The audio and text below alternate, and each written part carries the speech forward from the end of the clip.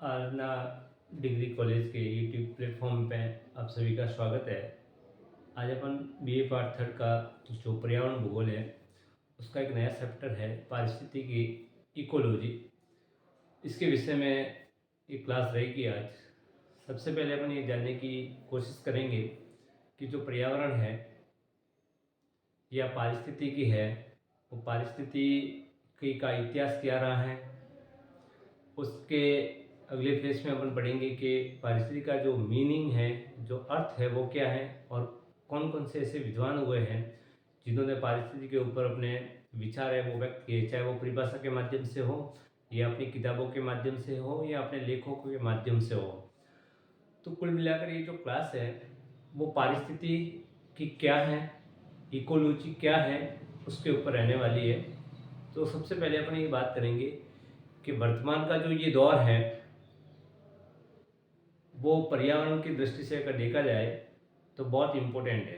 क्यों कि आए दिन अपन न्यूज़पेपर के माध्यम से, किताबों के माध्यम से या जितने भी सोशल मीडिया प्लेटफॉर्म है उसके माध्यम से ये सुनते हैं कि बहुत सारी ऐसी पर्यावरणीय जो समस्या है वो धीरे धीरे व्यक्ति के सामने है, वो दिनों दिन बढ़ रही है। तो ये जो बढ़ रही है उसमें मनुष्य हैं उनका योगदान काफ़ी ज़्यादा है। यानी पर्यावरण को दूषित करने में अगर बात करें या पर्यावरणीय जो समस्या है जो लगातार घटित हो रही है उसके अंदर उन्होंने अपने ऐसे जो कार्य किए हैं जिसके तहत जो पर्यावरण है वो ज़्यादा दूषित हुआ है।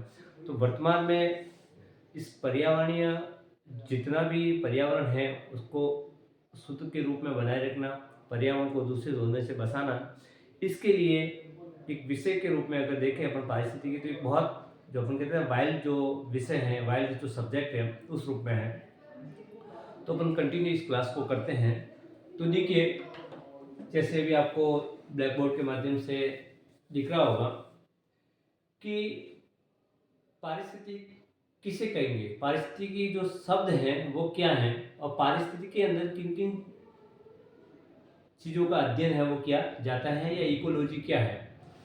तो अभी देखिए पारिस्थितिकी क्या है कि जितने भी जैविक समुदाय हैं, चाहे वो वनस्पति समुदाय हो या जंतु समुदाय है, तो जीव समुदाय तथा जो पारिस्थितिकी जो कारक होते हैं, चाहे वो जैविक घटक हो उसमें जीव है, जंतु है, वनस्पति है और खुद मानव है। तो जैविक समुदाय तथा अजैविक जो समुदाय है इसके बीच में जो क्रियाओं का जो अध्ययन किया जाता है इसी को अपन पारिस्थितिकी के रूप में परिभाषित करते हैं। इसी को अपन पारिस्थितिकी या पारिस्थितिकी विज्ञान के रूप में भी अपन इसको संबोधित करते हैं, यानी इकोलॉजी के रूप में। तो देखिए सिंपल सी परिभाषा है कि जितने भी जैविक समुदाय है तथा पर्यावरणीय जो कारक हैं उनके मध्य जो पारस्परिक संबंधों का एक जो अध्ययन होगा उसी को अपन पारिस्थितिकी या पारिस्थितिकी विज्ञान या इंग्लिश के अंदर अपन इकोलॉजी के नाम से अपन इसको संबोधित करेंगे।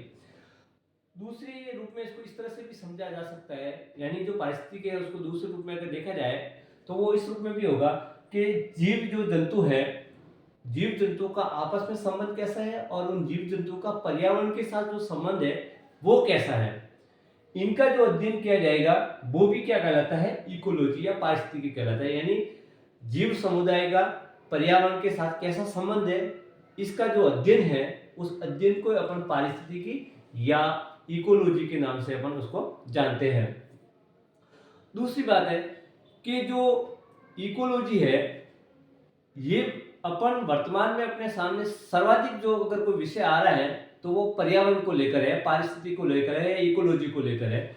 लेकिन अगर इसके इतिहास में जाए थोड़े अपन तो बहुत ऐसे विद्वान हुए, ऐसे चिंतक हुए हैं जिन्होंने पर्यावरण के ऊपर पहले से ही बहुत सारी बातें हैं वो लिखी है और उनके जो लेख हैं, उनके जो आर्टिकल्स है उसके माध्यम से अपन को पर्यावरण के बारे में जो इतिहास में है, जो बहुत प्राचीन काल, वर्तमान में अपन देखें कि वर्तमान जो युग है इसमें बहुत सारे जो विद्वान हुए इन्होंने अपना पारिस्थितिकी के अंदर जो है वो लिखा है। तो उसमें मुख्य नाम आते हैं, जैसे वर्तमान में देखते हैं अपन किंग का भी नाम आते हैं जो एक आयरिश विद्वान हुए हैं।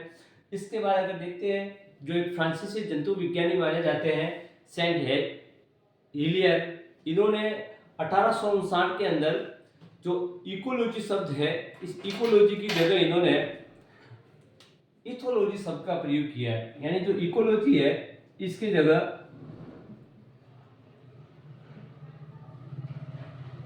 इथोलॉजी जो शब्द प्रयोग किया है वो फ्रांसीसी जंतु विज्ञानी सेंट हिलियर ने किया है।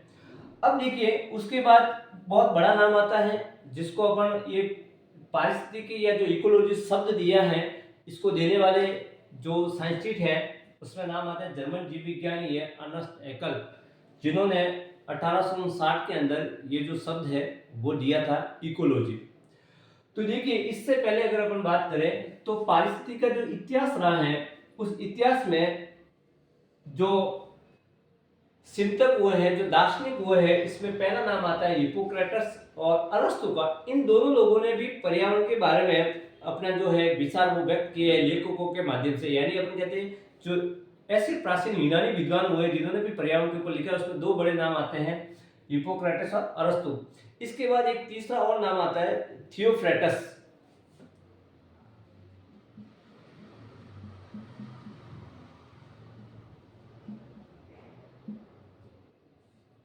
ये भी एक यूनानी दार्शनिक है, इन्होंने भी पर्यावरण के ऊपर लिखा है। तो ऐसा माना जाता है कि विश्व में प्रथम जो पारिस्थितिकी जो वैज्ञानिक है वो उनको जो श्रेय प्राप्त होता है वो थियोफ्रेटस को ही होता है। यानी अगर विश्व का प्रथम पारिस्थितिकी साइंटिस्ट अगर माना जाता है तो वो थियोफ्रेटस आता है जो एक यूनानी है वो थे। दूसरी बात है इससे भी पहले हिप्पोक्रेटस और अरस्तु ने भी अपने विचार व्यक्त किए थे पारिस्थितिकी के ऊपर। तो ये ऐसे विद्वान हैं जो प्राचीन काल के ऊपर अपने पारिस्थितिकी के ऊपर इन्होंने लिखा है। तो ये पहले जो पारिस्थितिकी विज्ञान है उसके रूप में भी जाने जाते हैं थियोफ्रेटस।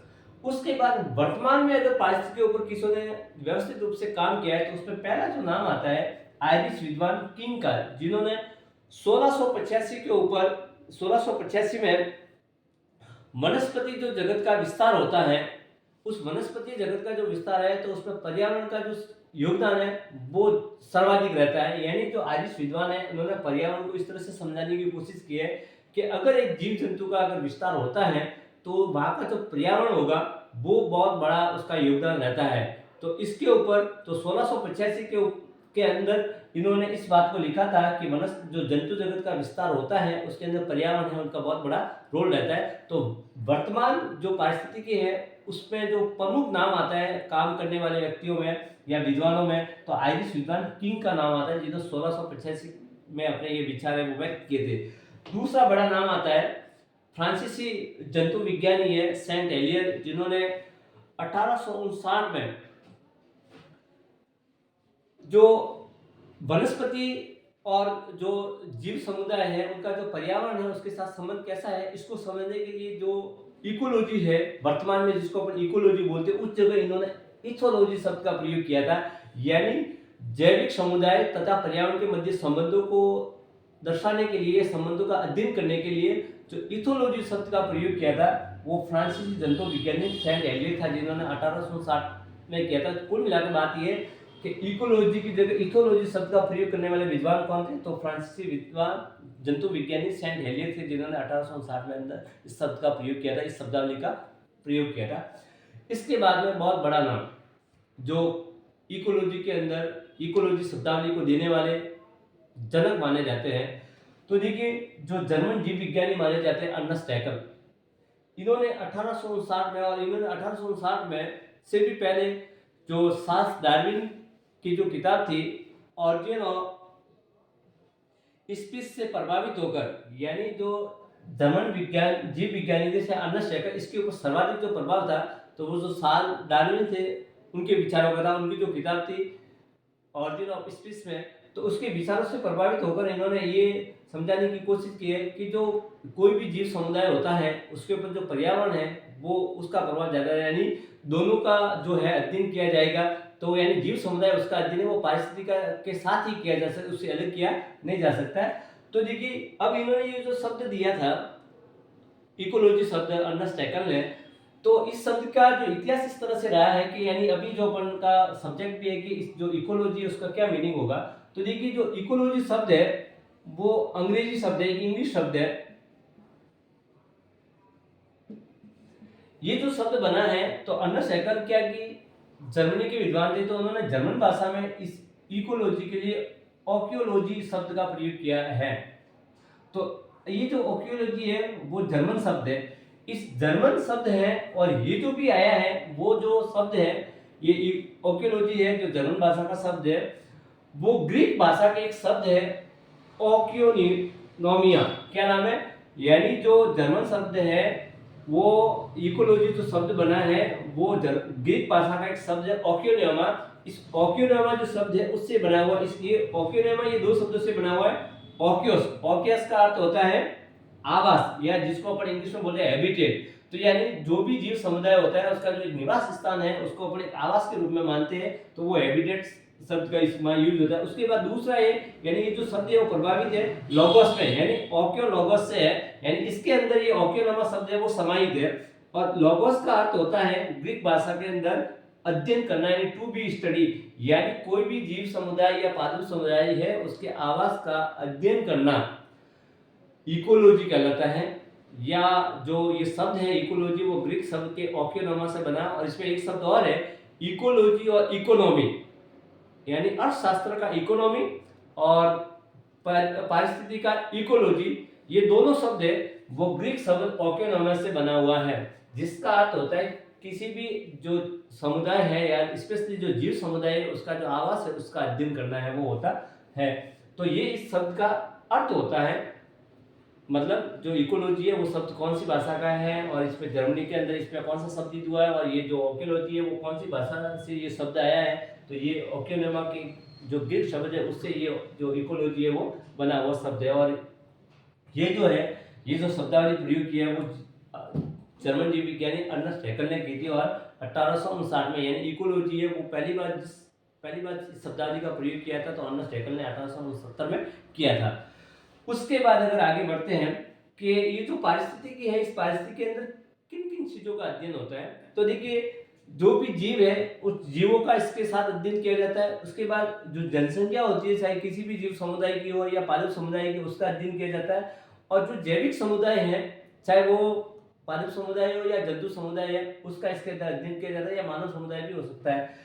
और उसके बाद जितने भी इकोसिस्टम है पारिस्थितिकी तंत्र है उसका अध्ययन भी किया जाएगा, और इन सबसे मिलकर जीव मंडल बनता है, बायोस्फीयर है। तो इस बायोस्फीयर का भी अध्ययन इकोलॉजी के अंदर किया जाता है। तो कुल मिलाकर चाहे जीव है उसकी जनसंख्या है वो समुदाय है या कम्युनिटी है, उसके बाद जिसका इकोसिस्टम है वो उसके साथ पूरा का पूरा जो बायोस्फीयर है इसका अध्ययन भी इस इकोलॉजी के अंदर, यानी कुल मिलाकर बात है कि जो बायोस्फीयर है इस बायोस्फीयर के अंदर जितने भी घटक है उन सभी का जो अध्ययन होता है वो इकोलॉजी के अंदर किया जाता है।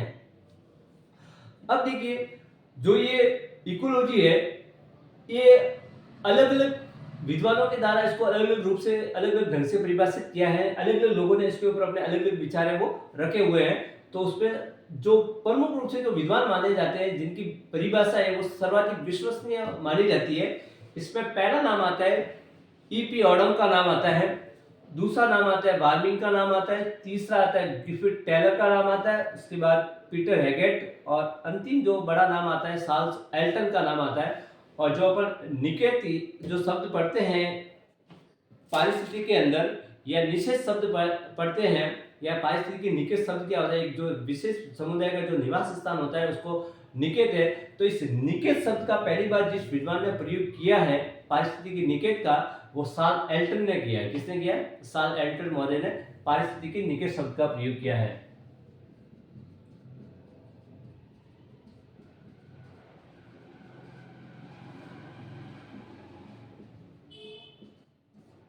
यानी पारिस्थितिकी निकेत शब्दावली का पहली बार प्रयोग किया था वो साल एल्टन ने किया है, ये ध्यान रखना। अब अपन ये जो जितने भी विद्वान हुए हैं इन विद्वानों की एक एक करके अपनी परिभाषा है वो देखेंगे। तो पहले नाम आता है पी ऑडम का।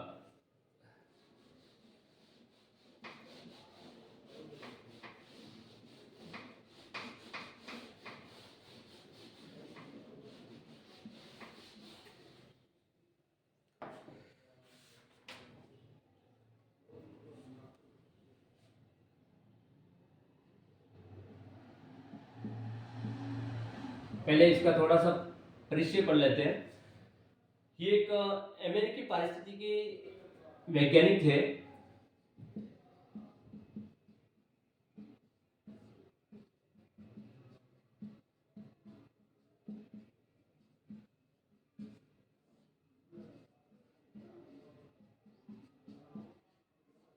तो एक अमेरिकी पारिस्थितिक वैज्ञानिक थे। तो इस ओपी ओडम को पारिस्थितिकी विज्ञान के जनक के रूप में भी जाना जाता है। यानी पारिस्थितिकी जो विज्ञान है, या जो अपन कहते हैं कि जो इकोलॉजी साइंस है, इसके जो जन्मदाता माने जाते हैं वो ईपी ओडम माने जाते हैं, जो अमेरिका के थे। और अमेरिका में पर्यावरण के क्षेत्र में जो सबसे बड़ा नाम आता है वो ईपी ओडम को माना जाता है। इन्होंने एक किताब लिखी है, फंडामेंटल ऑफ इकोलॉजी।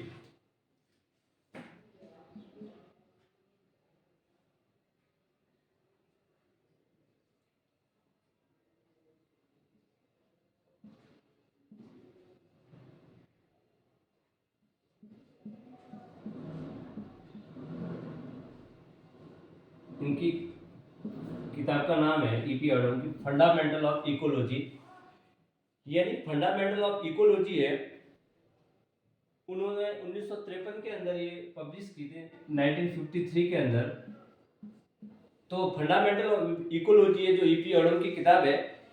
इन्होंने इसके बाद ये पर्यावरणीय क्षेत्र के अंदर और पूरे विश्व के अंदर, अगर दुनिया भर में अपन देखा जाए तो जो फंडामेंटल ऑफ इकोलॉजी जैसे इनकी किताब है उन्होंने लिखी, तो पर्यावरणीय क्षेत्रों में एक बहुत बड़ा जो है वो नाम इनका जो है वो प्रसिद्ध हुआ था। और वो इसलिए हुआ था कि अमेरिका के अंदर पारिस्थितिक विज्ञान के जनक के रूप में भी यही माने जाते हैं। और वर्तमान में अपन कहते हैं कि पारिस्थितिकी के ऊपर सबसे ज्यादा जो काम किया है वो ईपी ओडम का भी नाम आता है। तो एक प्रकार के जो अमेरिकी विद्वान थे जिन्होंने पर्यावरण के ऊपर बहुत बड़ा काम किया है, उसमें एक विद्वान थे ईपी ओडम, जिसको पारिस्थितिकी के विज्ञान के जनक के रूप में भी जाना जाता है। देखिए इनकी जो परिभाषा है वो क्या कहती है, जो पारिस्थितिकी है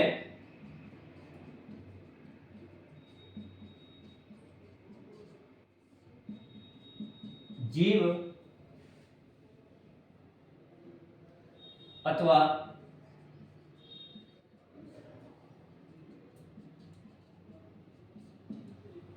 जीवों के समूहों का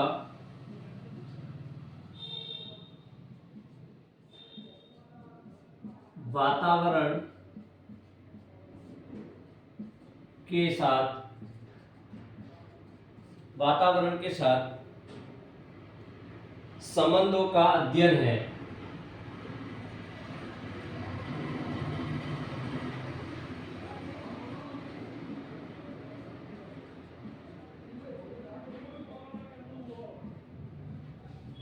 यानी ईपी ओडम ने जो पारिस्थितिकी है उसको जो परिभाषित किया है वो इस रूप में किया है कि पारिस्थितिकी है वो जीव तथा जीवों के जो समूह है उनका पर्यावरण या वातावरण के साथ जो संबंध है वो कैसा है, उसका अध्ययन है वो पारिस्थितिकी या इकोलॉजी के अंदर किया जाता है।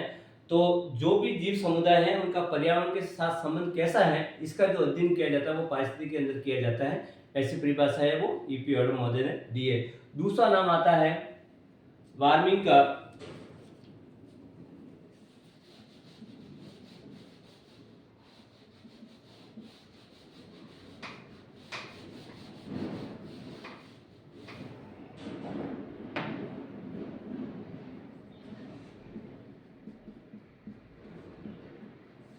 इन्होंने जो अपनी परिभाषा दी है उसमें लिखा है कि पारिस्थितिकी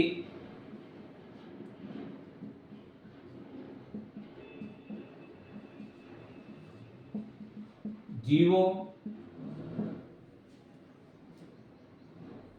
व पर्यावरण के संबंधों का अध्ययन है। पारिस्थितिकी जीवों व पर्यावरण के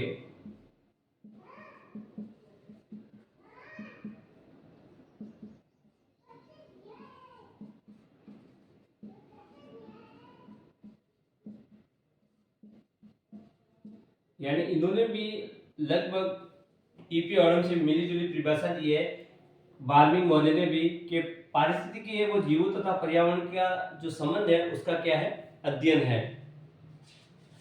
तीसरा जो परिभाषा आती है वो गिब्बर्ट टेलर महोदय की आती है।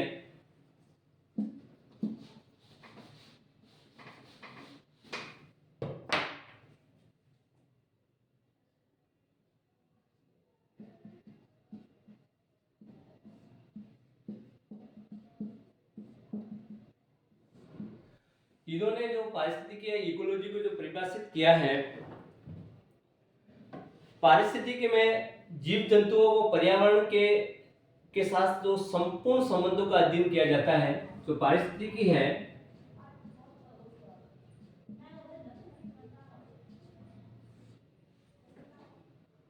पारिस्थितिकी जीवों तथा पर्यावरण के साथ संबंधों का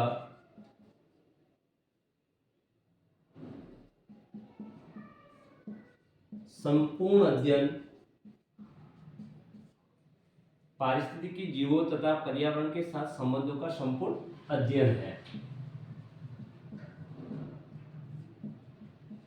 यानी इन्होंने एक शब्द नया जोड़ा कि जो पारिस्थितिकी है वो जीवों तथा पर्यावरण के साथ जो संबंध है उसका जो संपूर्ण अध्ययन कहलाता है। एक प्रकार जिसको अपन इस रूप में समझ सकते हैं कि वो इकोसिस्टम है, इकोलॉजी है, उसका एक दूसरी शब्दावली है इकोसिस्टम।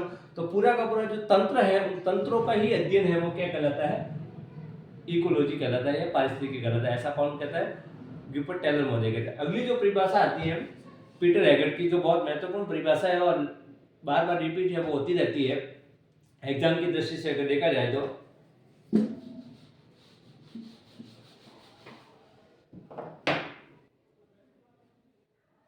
पीटर हैगर्ट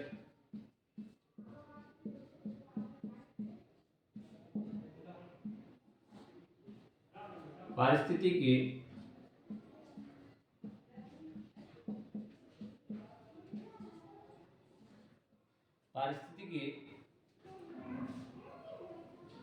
जीव जंतुओं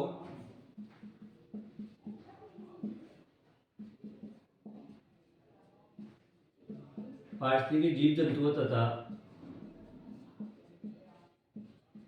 पादपों का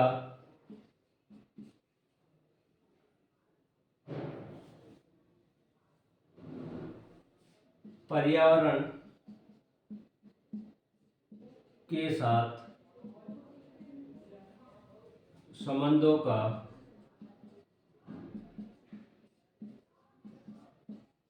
अध्ययन है।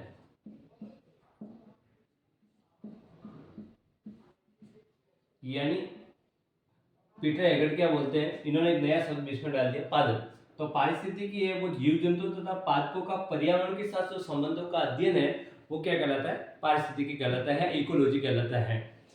इसके बाद अंतिम जो परिभाषा आती है वो एल्टन महोदय की आती है।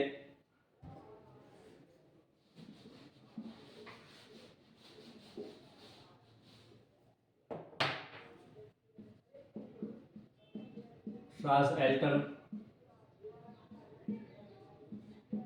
अभी हमने थोड़ी देर पहले बात की थी कि जो पारिस्थितिकी निकट शब्द है, इस शब्द का पहली बार प्रयोग किया वो किस व्यक्ति के द्वारा किया हुआ, चार्ल्स एल्टन के द्वारा। इनका भी पारिस्थितिकी के अंदर बहुत बड़ा योगदान है वो रहा है। इन्होंने जो इकोलॉजी की जो परिभाषा दी है, पारिस्थितिकी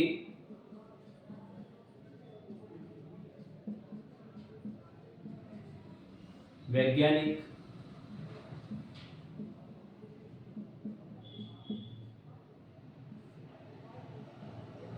पारिस्थितिकी वैज्ञानिक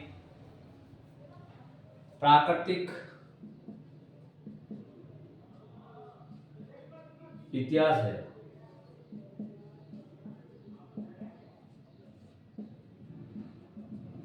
यानी चार्ल्स एल्टन ने इकोलॉजी को इस रूप में परिभाषित किया है कि पारिस्थितिकी वैज्ञानिक प्राकृतिक क्या है, एक प्रकार का जो इतिहास है वो होता है। इकोलॉजी इसे साइंटिफिक नेचुरल हिस्ट्री के रूप में भी इसको इन्होंने परिभाषित किया है। तो कुल मिलाकर इन सभी परिभाषाओं को पढ़ने के बाद एक निष्कर्ष के रूप में अपन कह सकते हैं कि आखिर जो पारिस्थितिकी है, इकोलॉजी है, तो वो जो जैविक समुदाय हैं उनका पर्यावरण के साथ, चाहे वो जंतु समुदाय हो या पादप समुदाय हो, उनका पर्यावरण के साथ जो संबंधों का अध्ययन है, उस अध्ययन को ही अपन पारिस्थितिकी या इकोलॉजी के रूप में परिभाषित करते हैं।